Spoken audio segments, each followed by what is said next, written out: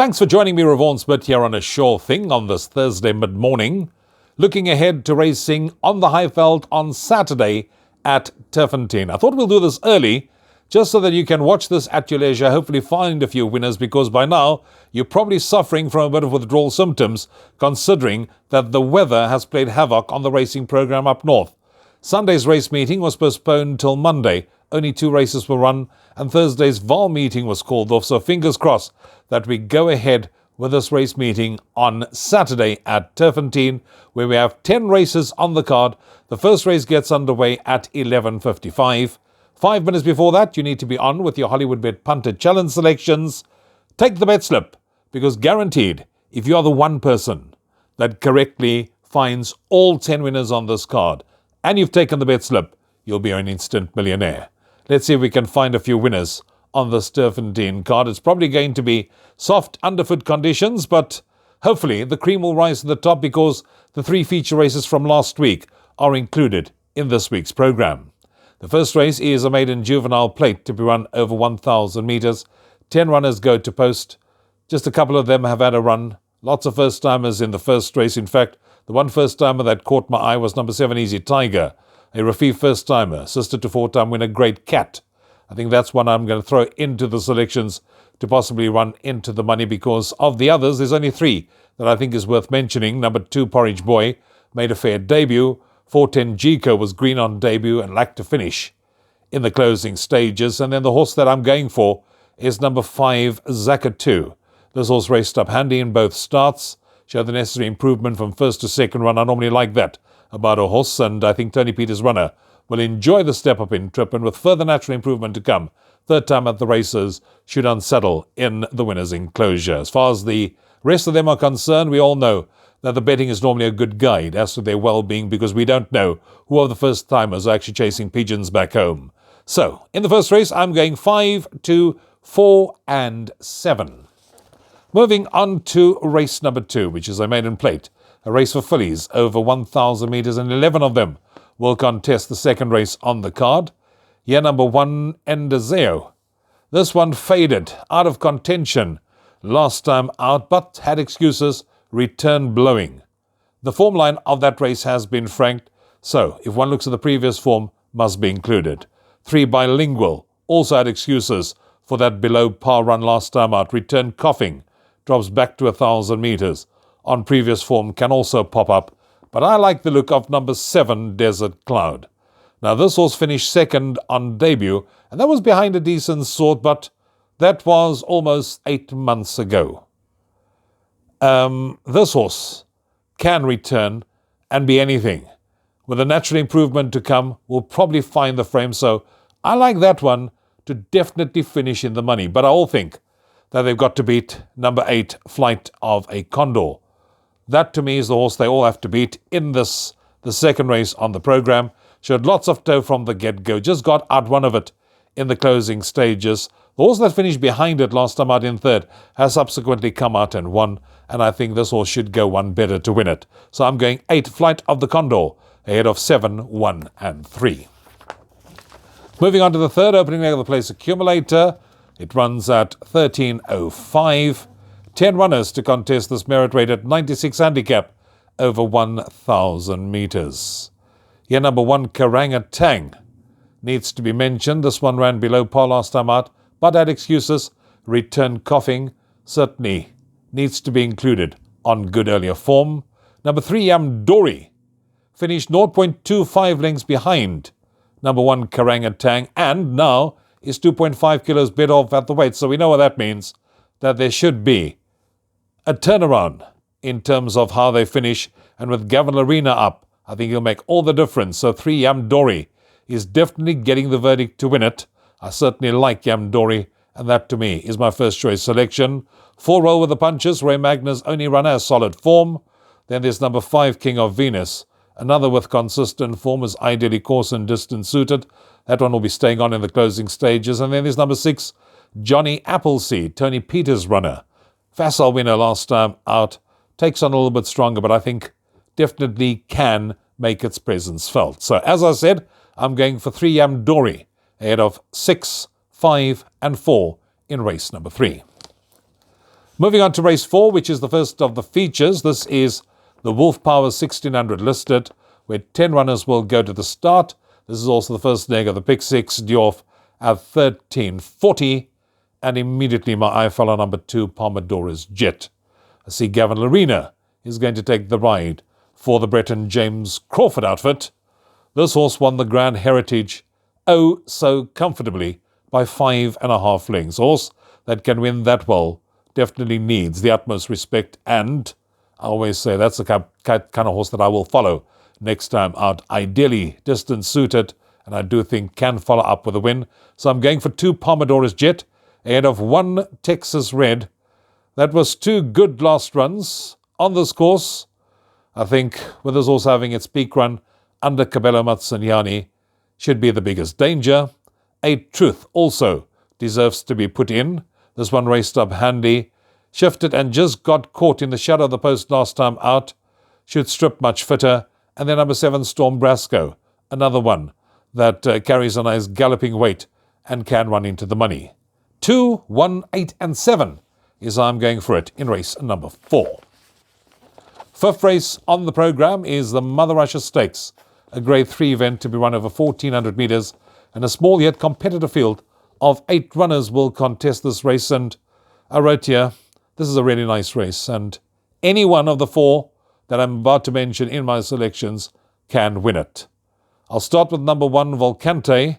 This horse won its last 2 starts with consummate ease. The penultimate by 8.25 lengths. Its last start by 3.75 lengths. But that was before a 13-week break. And if this horse comes back fresh, I think will definitely be involved in the shake-up. Tubaquena finished close up against the boys last time out. She will relish the step up in trip. She will also strip much fitter, and I give her a big chance in this lineup. 4, Selena Peninsula set the pace and tried his utmost to get there, but just couldn't and got beaten just over 0.5 lengths by the winner, so that one also could run into the money. And then there's number 3, Miss Leah. The pressure's a little to choose between her and number 4, Selena Peninsula, and I do think with a solid form, she's still improving. There could be more to come. So as I said, any one of 1, 2, 4, 3, 1, 2, 3, 4, whichever you like it, I think any one of those could possibly win it, and it wouldn't surprise me to see one of them unsaddle in the winner's enclosure. Moving on to race 6, which is the Got the Green Light Stakes, a Grade 3 over 1,400 metres, and here 9 runners will go to post. And as I was working my way through it, I saw Cosmic Speed. I thought, that was a very good comeback run. Should sit fitter. 2, Fire Attack. This one finished very well in the ding guns, but behind that was number 3, Greaterix. Now I know this horse is very, very highly thought of by her connections, or his connections, and I think Greaterix, they're expecting big things to come. This horse went way too fast in the ding guns last time out. There was nothing to come in the home straight. To me, here's the type of horse now with Muzi Yeni on board for the Mike de Kock yard that is a big runner, particularly over this distance. And I'm going to give number 3, Greatrix, the benefit of the doubt to win it. Ahead of 2, Fire Attack, who beat him last time out in the ding guns, to run into second, make that the biggest danger. For third, I'm going 1, Cosmic Speed. And for fourth, number 6, Musical Scores. Got decent form and still improving. 3, 2, 1, 6, the numbers in race number 6. Moving on to race 7, which is a Pinnacle Stakes over 1160 metres, where 10 runners will go to post. And I'll make this a boat race between number 5, Mount Pilatus, and number 6, Chasing Happiness. Now, both of them are feature race winners. Let's start with Mount Pilatus. This one won its last 2. The most recent one being the Grade 3 Merchants. Number 6, Chasing Happiness. Solid form. Won the Grade 3 Carry On Alice last time out. Carries just 52.5 kilograms and should give the boys a run for their money. So, those are the 2 that I'm siding with. Either of them won't be surprised if they end up in the winner's enclosure. 5 from 6, 6 from 5. Then for third, I'm going 7, Dreamland, who's got upset potential with just 52.5 kilos on the back.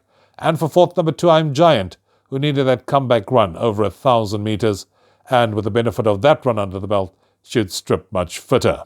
So as I said, 5 from 6, 6 from 5, followed by 7 and 2. Race 8 is a Pinnacle Stakes to be run over 2,000 metres. A small field of 8 runners will contest the 8th race on the programme. Here we get to see number 2, Now the Rush, in action again. Now, she raced up handy when she tired late in the Grade 2 Ipitombi Stakes. I think she can surprise, and she's one that needs to be included if you are playing trifectas and quartets. For second base is half a kilo worse off at the weights with number 5, Red Maple, who I'll get to in a short while. Second base is having his peak run, but I think place chance at best. 5, Red Maple, to me, is the horse they have to beat. This horse won well last time out. Serena Moodley now retains the ride, and I do think can follow up as it is facing similar company again. So 5, Red Maple to win it from 4 second base. 2, none other. I'm going for 3rd and 4th for number 8, Explosive Bond. 5, 4, 2 and 8, the numbers in race number 8. That takes us on to the penultimate race on the card, which is race number 9, a merit rated 96 handicap, where 10 runners will make their way to the 1,400 metre mark. And immediately when I started looking at this race, number 1, Buster Barnes, certainly stands out as a very interesting runner. This horse has come down from north of the Limpopo. If you look at its form in Zimbabwe, this horse has been ultra impressive. This is going to be his first run for the Mike de Kock yard. He brings solid Zimbabwe form into South Africa. And the last time we saw a horse from Zim come to the country, that horse was Ipitombi. And we know where she ended up, on the world stage in Dubai. So, Buster Barnes is definitely one that we need to keep an eye on. Number 2, Silver Tudor, was 4th in the Grand Heritage, having his 3rd run after race. Definitely should finish in the money, but I like the look of number 5, Simmerik. Now this horse showed lots of toe from the get-go, only to be outrun late by Cosmic Speed, who I tipped to run into the money in race 6. So I think Simmerik will definitely be up with the pace again, and if seeing how the step up in trip, will be staying on where it matters most to win it. So I'm going with 5, Simmerik to win it, from 2, Silver Tudor. For 3rd, I'm going with 9, Willow Express. This horse should also strip fitter, warrants inclusion, as this horse will be running on very strongly in the closing stages. And for 4th, I'm going to put in the horse from Zimbabwe, number 1, Buster Barnes. 5, 2, 9 and 1, the numbers in race number 9. And that takes us on to the lucky last, race 10, which should run at 17:15. A very competitive merit-rated 80 handicap, where 11 runners will contest this 1160-metre event. Number 3, Secret Accord, won its last start very well over the course and distance. I think Muzi's gotten to know this horse very well. He's back on board. Definitely can follow up, and he's the type of horse that must be included in all of your play. 6, Big Boy Bruce. Now, this to me is the kind of horse that I can continue to follow. This is Fani Bronco's only run on the day. If you look at the form, you'll see that this horse is unbeaten over the course and distance.